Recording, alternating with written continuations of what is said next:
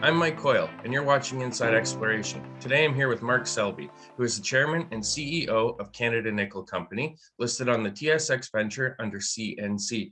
Mark, thanks for joining me again. Great to see you, Mike. How are you doing?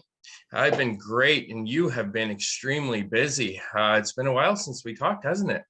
It has. Well, and the last few weeks here has been a nice chunk of news. Yeah, so let's get talking about that, but let's start with the PEA. You finally got that out.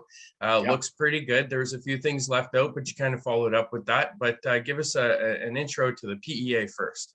Sure. Yeah. I mean, we were very, very happy with where that landed. So, over 1.2 billion NAV, 16% IRR, producing nearly 2 billion pounds of nickel over a 25-year mine life. 20 million tons of iron and 1.5 million tons of chrome as byproducts.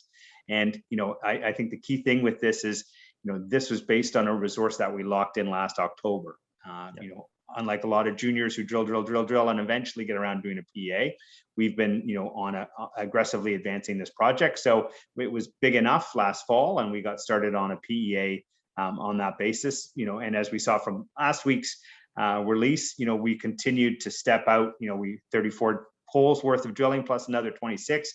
So our goal for the feasibility study is have at least 50 to 100% more resource for the feasibility study than we had for the PEA. And the big thing there is not to make it big for big sake, because again, we're pushing out to 35, 40-year mine lives, which on a discounted cash flows, start to get small, even if it's very large numbers, that far out. But the key thing there is it gives us an opportunity to get higher value, lower cost tons earlier into the mine plan, which is going to have a big NPV impact. So, and there's a whole handful of additional value adds that we're going to be working on between now and when the feasibility study comes out mid next year. So I think you surprised people a little bit taking the stainless steel route, but this deposit really favors the stainless steel route. Can you kind of elaborate on that a bit? Yeah, for sure. I mean, the good thing is we make nickel in a concentrate. Our high grade's higher grade than any other concentrate in the world. And then the other concentrate we have is good. Is as good as the average nickel concentrate out there. So any nickel sulphide concentrate that we can produce, we're in line with everybody else. The big benefit that the deposit has is the additional magnetite byproduct credit. So you've got and magnetite that has a lot of chrome in it. So the world's most common use of nickel is 304 stainless steel, the highest premium product in the U.S. market, or the highest premium, one of the highest premium nickel products in the world, even much higher than nickel sulfate, which everybody talks about, is actually just plain old 304 stainless steel in the U.S. and Europe, because those are protected markets. So the path that we've got for the PEA is basically taking the same gear that is used in China and Indonesia to make laterite ore into stainless steel, except we're feeding it with a much cleaner, much higher grade product, and would allow us to make 304 stainless steel. Have a partner make 304 stainless steel locally. Again, the premiums on it are a multiple of what you can get on sulfate. Technically, it's far easier to make an on-spec 304 stainless steel than it is nickel sulfate. There are literally dozens, if not hundreds, of companies around the world who make 304 stainless products, and so that's what we've adopted for the PEA. For the feasibility study, I can now go back that we've got a defined project. I can go to the EV companies and say, look, if you want 30 or 40,000 tons of nickel for a very long time, we're in a position to be able to do that. So, what I think we'll have for the feasibility study is what, Blackstone Minerals has with a company called EcoPro, who's the leading precursor maker, one of the leading high nickel precursor makers in the world, where, again, this is discussions from my past life with RNC, with Dumont, is basically what they'd like to do is have nickel feeds come in one end of a plant, and within one series of facilities end up making a battery precursor material, that then can go to battery plant, and whether the battery plant's there or not, it's a whole other piece, but at least do all of the steps within one facility. Elon Musk in his Battery Day presentation, made fun of, how complicated a product nickel sulfate is and how bad it is as a part of the nickel value chain. So, that's how we see the concentrate process going. Some juniors have put flow sheets into their studies today. Again, until you've got to deal with someone like EcoPro who actually knows how to do it, the only other refinery that worked to concentrate was Voisey's Bay Long Harbor, and that was a $4 billion refinery. So I don't think anybody wants one of those. So, we'll be, we had, again, past life had a series of discussions with groups, we'll have it. So I think, by the feasibility study, where we'll end up with is, probably half or more of the nickel going to the EV sector, and the other half, going down a stainless steel path. The other key piece of it, beyond just the technical part and the value part, technical risk part and the value part, why we did stainless, the other thing was just negotiating leverage. I can clearly, we don't have Valley or Glencore as part of a path right now there. That gives me tremendous negotiating leverage with them. If you want it, great. You're gonna have to pay up close to what we're getting for this other path, because I've got this other path that I can go to. Same with the EV sector. It'd be nice to go for lunch with Elon Musk, but I don't need to have a deal with Tesla to get my nickel to market. So again, it provides a lot more leverage and keeps all my options open at this point in time. I'm glad you mentioned Glencore, because I noticed, part of the delay that came with getting the PEA out was trying to incorporate Glencore and various other things like Teguatakamu. But talk to us about how the PEA has changed those conversations with Glencore now. You just kind of alluded to it, but has it kind of accelerated things to be able to incorporate that into the feasibility study? Oh, the key pieces that we wanted to get done was just understanding the capital and operating costs, right? Because the real benefit of the Kidd Creek option for us is, having a path to market, at closer to 100 million US to get started, versus having to go right out to spend $1 billion. And if you can de-risk, the flow sheet and everything to prove that it works at $100 million, that'll save you a lot of money on the $1 billion. And so, we had the information to be able to calculate, okay, yeah, because sometimes when you renovate, it costs more than just knocking down and building new. So, the good thing is we did the detailed work to understand the capital and operating costs. And so, so the net cost to us would be about a $40 million NPV impact to go down that route first before going right to the big mill. But again, the financing cost and overall,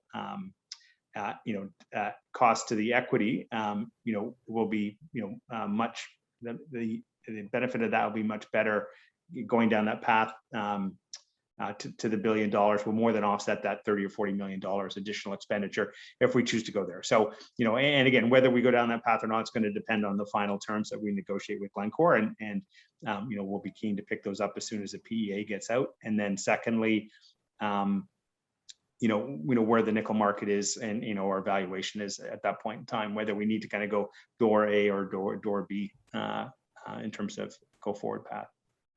So something that wasn't in the PEA was your PGMs, but you followed up with the release just last week.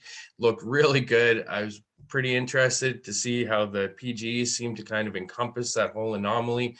Talk to us a little bit about the value of the PGMs and what it means to the project. Yeah, I mean, the key thing there was, we had some initial hits that were quite interesting.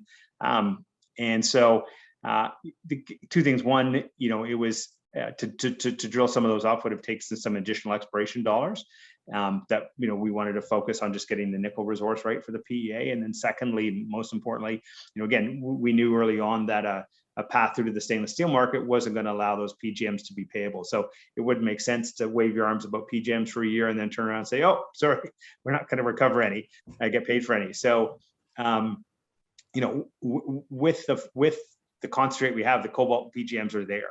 And as you can see from those drilling results, there's a 9-kilometer structure that every time we poke into it from various different directions, we end up with a pretty consistent set of PGM intervals that are there. And in some places it gets even more exciting. And so again, any nickel that we end up delivering down a concentrate smelting path or to the EV market, will allow us to capture the cobalt PGMs. So now that we're confident that we're going to have one of those paths as part of the feasibility study, we can start sort of talking about cobalt PGMs and start working them into the overall mine plan.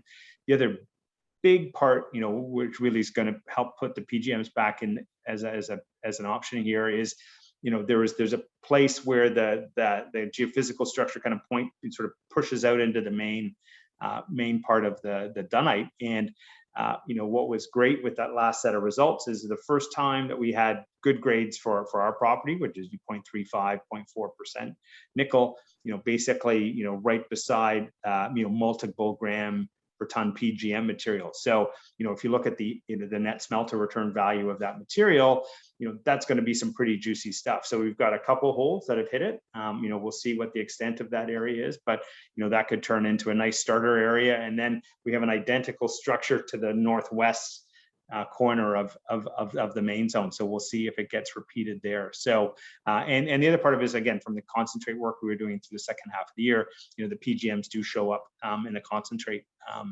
pretty regularly. So, and in some cases at pretty good payable value. So, it'll be another nice chunk of value that we'll end up having quantified for the feasibility study. All right. Something I've been talking about a lot is exploration on the other properties. And today you put out a news release about it finally. And I'm excited because, McDermott looks good. So let's start with McDermott. You drilled a few holes in there. You got some nice visuals. You think it looks pretty comparable to Crawford? Talk to us a bit about that.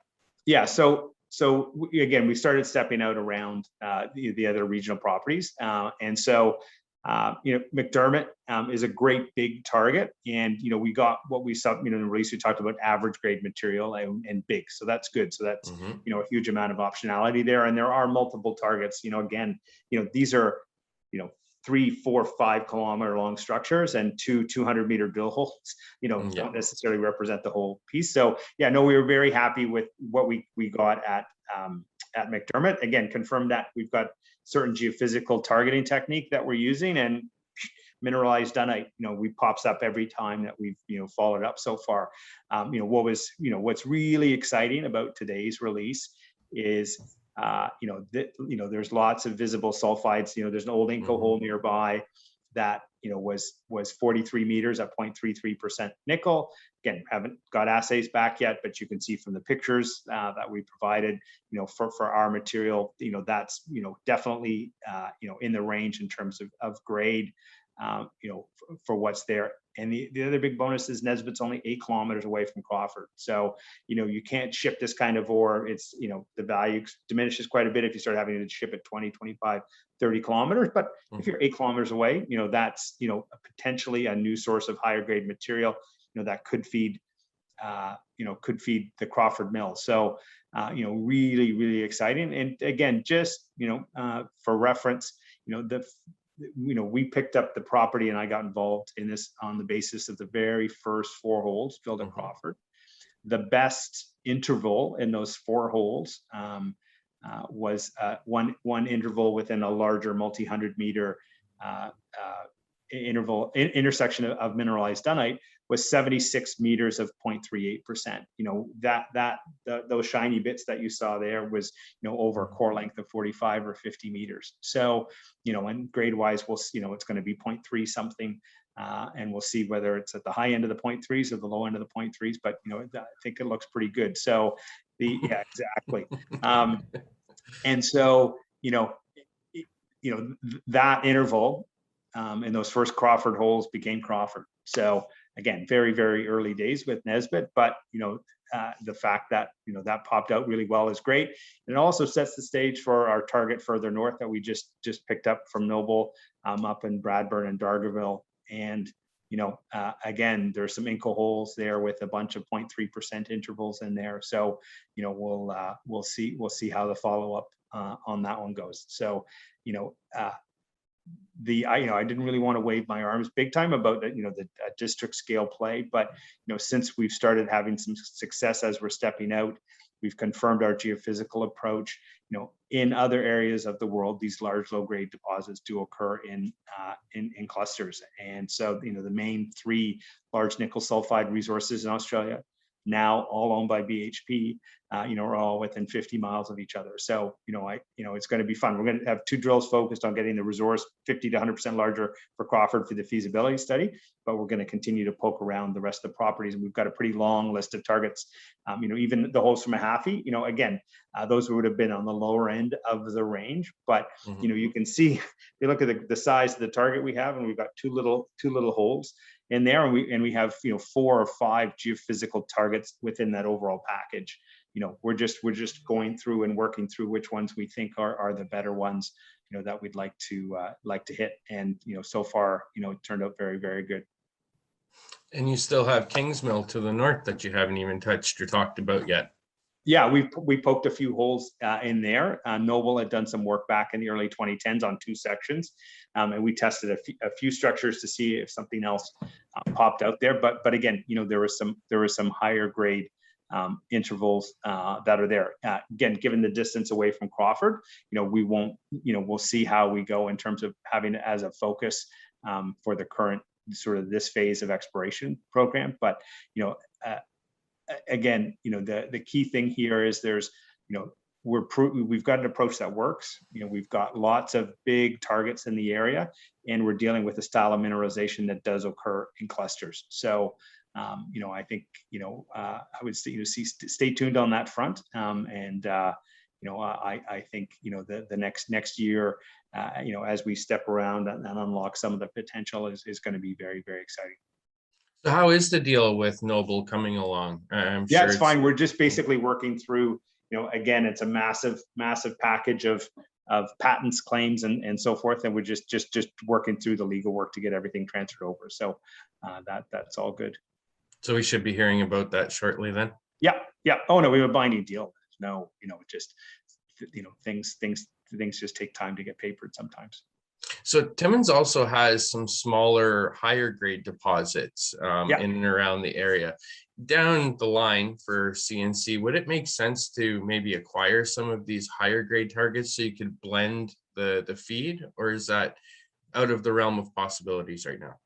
Oh, I mean, again, any deal at the right price is a good deal to do. We'll just have to see what that, whether it makes sense or whether we just, the key is in those kind of situations is to be the person who owns the mill. And so if we will have a big mill, which will be very cost effective to process material through. So yeah, we'll see. We're in no rush. What we've got is pretty good. If I can get something, that's, is a very, very good value, then maybe we'll do something, but we're not in any rush on that front. We've got lots of, good stuff within our current land package. You certainly do, and I'm looking forward to some additional exploration. So on that front, what's your plan for this year? You had just mentioned you have you've got 2 drills turning right now on Crawford, defining that resource. And what's your plan for exploration on the rest of these targets? Yeah, we'll continue to step out on around on some of the properties on the highest priority targets, and obviously, Nesbitt there is a home run. So we'll be, that drill will be focusing a lot of its time there, and if we can pick up another drill or 2, again, those are scarce commodities in the region today. So we'll put the exploration resources on there that are appropriate. Given the scale of the opportunity that's there, and again, extremely happy with where Nesbitt landed. So results for these you're expecting within the next month to 2 months, kind of thing? Yeah, Nesbitt we should see within the month, and then we'll have, again, we're getting through the backlog. So last week was 34 holes, another 6 holes that we drilled. So you'll see pretty steady flow of drilling results through the summer as they come through. So again, I can assure everyone I'm as anxious as everyone else is, but it's just a matter of getting through the backlogs up there up north. Well, thanks for taking the time with me today, Mark. Keep up the great work. You're doing an awesome job with this project. A lot of people are wondering how you're able to advance it so quickly, but I mean, you've leveraged your past experience, and it's full steam ahead. So congratulations on this release today, and thanks again for joining me. No, thanks, Mike. Take care, and look forward to talking again soon.